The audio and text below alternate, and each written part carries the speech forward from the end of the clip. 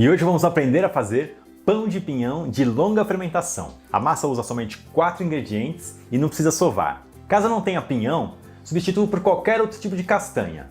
No forno, não usaremos panela. Pode assar na assadeira comum ou sobre uma pedra refratária. Como é longa fermentação, vamos ensinar a fazer a massa de noite e ter pão fresquinho no café da manhã.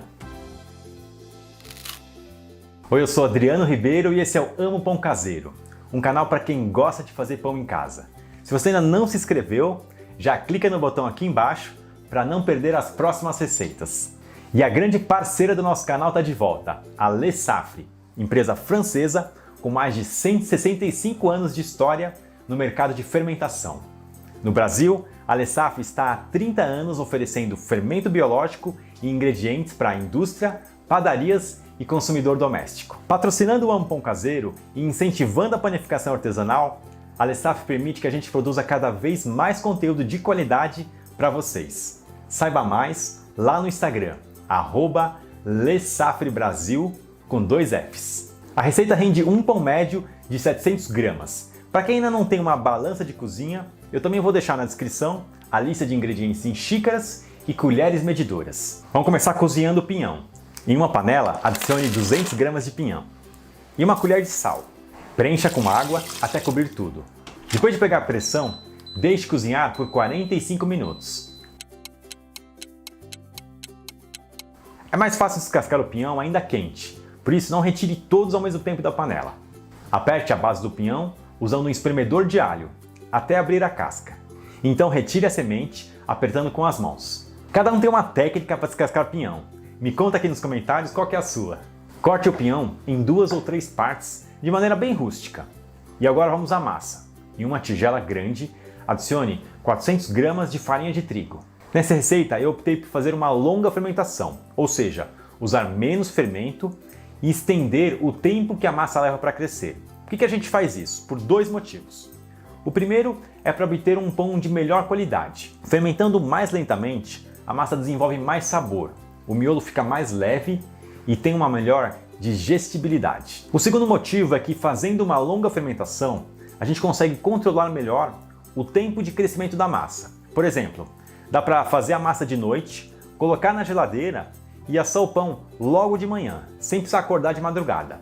Já vamos falar mais sobre isso. Para 400 gramas de farinha de trigo, o recomendado seria 4 gramas de fermento biológico seco, mas a gente vai usar 1 grama. Se você tiver um kit de colheres medidoras, 1 grama de fermento corresponde a 1/4 de colher de sopa. Uma primeira fermentação que levaria 1 hora, agora vai demorar 4 horas. A segunda fermentação, de 30 minutos, vai demorar 2 horas. Parece que dá mais trabalho, mas pelo contrário, você vai ver que é até mais fácil fazer pão assim. Se você já tem um pouco de experiência, pode usar o fermento natural.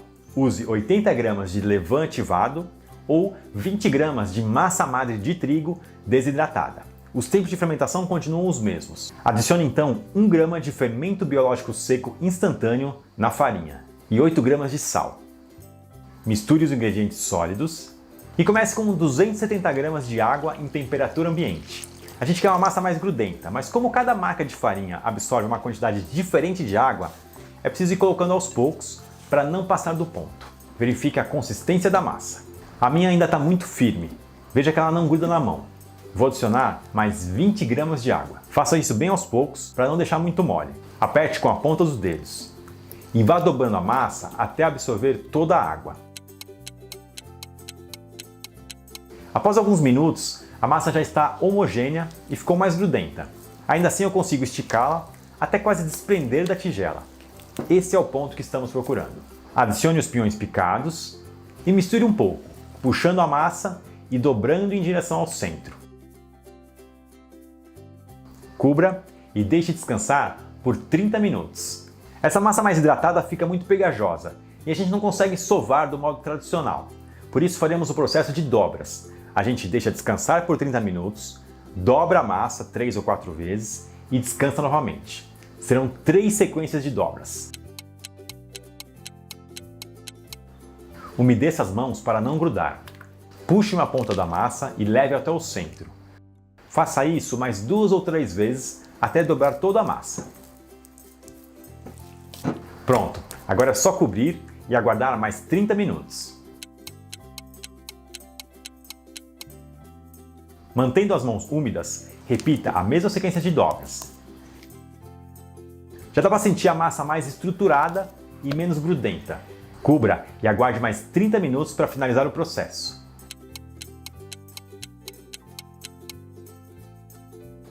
Somente com o descanso e as dobras, repare que a massa já atingiu o ponto de véu. Pode ser esticada sem rasgar.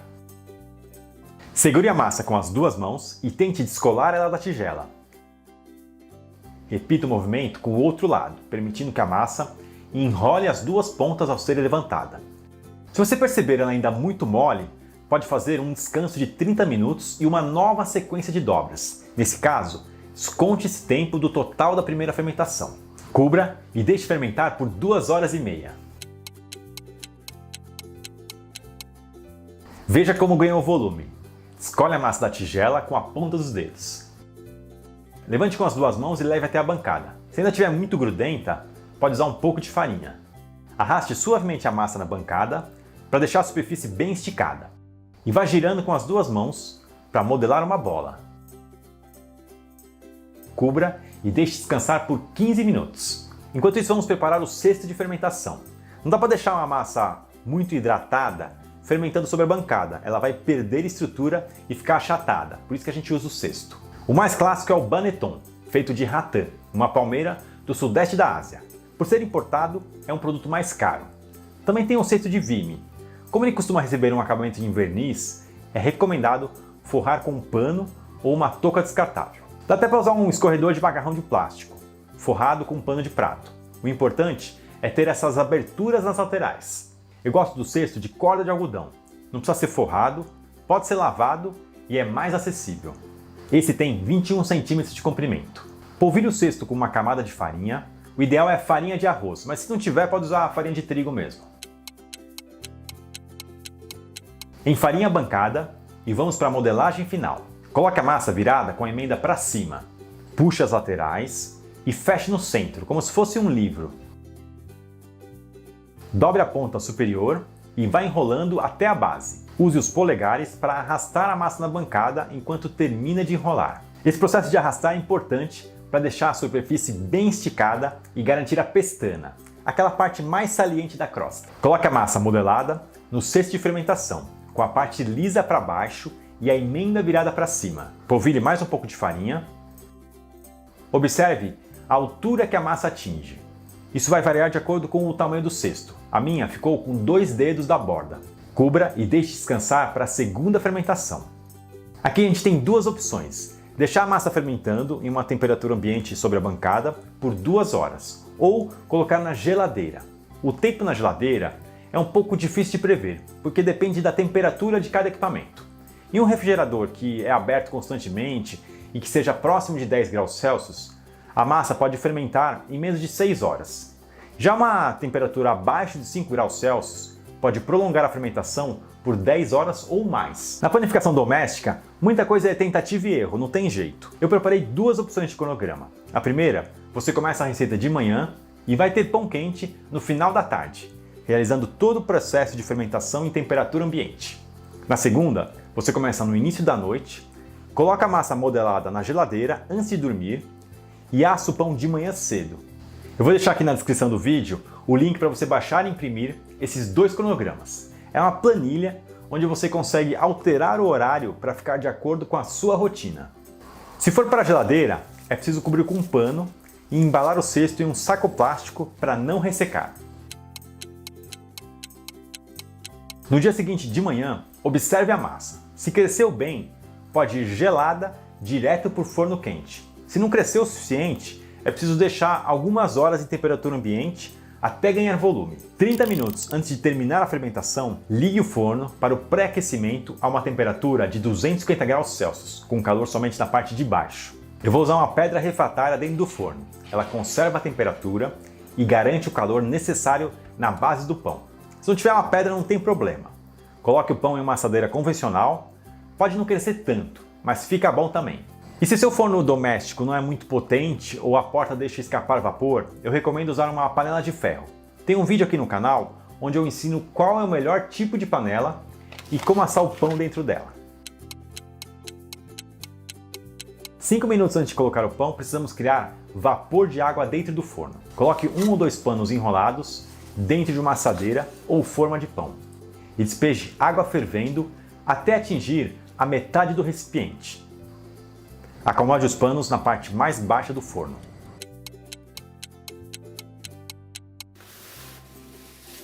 Veja que o centro da massa passou da borda do cesto e as laterais chegaram próximas. Ao ser tocada, ela não retorna rapidamente. Isso também é um sinal de massa fermentada. Para deslizar o pão sobre a pedra refratária, use uma pá de pizza ou uma simples tábua de madeira. Passe fubá ou farinha de trigo para deslizar melhor. E uma folha de papel manteiga antiaderente para não grudar, com o lado brilhante virado para cima. Repare que eu reaproveito a minha folha várias vezes. Vire o cesto com cuidado sobre o papel manteiga até desenformar a massa. Usando uma lâmina de barbear ou uma faca de serra, faça um corte longitudinal sobre toda a superfície da massa, com a lâmina levemente inclinada. Repita o corte no mesmo sentido se perceber que ficou muito raso. Com bastante cuidado, deslize a massa sobre a pedra. E borrife água abaixo da pedra para gerar ainda mais vapor. Evite molhar o pão ou a pedra. Depois de 15 a 20 minutos, quando começar a dourar, retire a forma com os panos, vire o pão e, se possível, remova o papel manteiga para não queimar.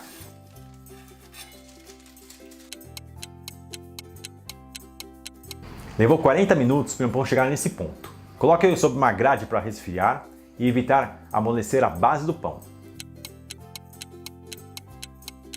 Olha que maravilha ficou o nosso pão de pinhão. Eu exagerei um pouco na farinha de arroz, mas acho que essa crosta branca ficou interessante. Vamos ver como ficou o miolo.